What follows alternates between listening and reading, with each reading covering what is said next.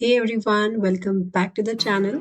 In today's video, I will be talking about this IKEA Trundle bed that was installed by the IKEA team. I also purchased it along with IKEA mattresses, so I will share how the complete setup has been.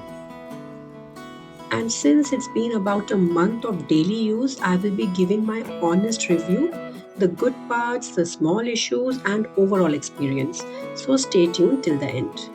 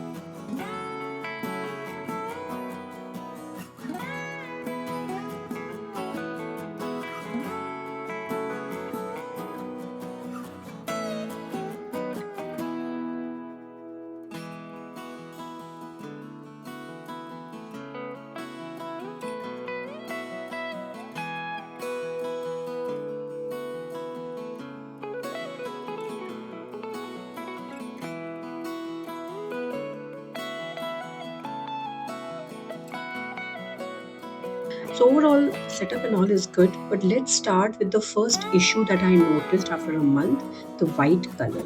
Yes, it looks absolutely clean and minimal when it is new and it brightens up the kids' room instantly. But when it gets dirty very quickly, especially with kids around, finger marks, small scuffs and all they show up very easily. But the good part is it is also very easy to clean.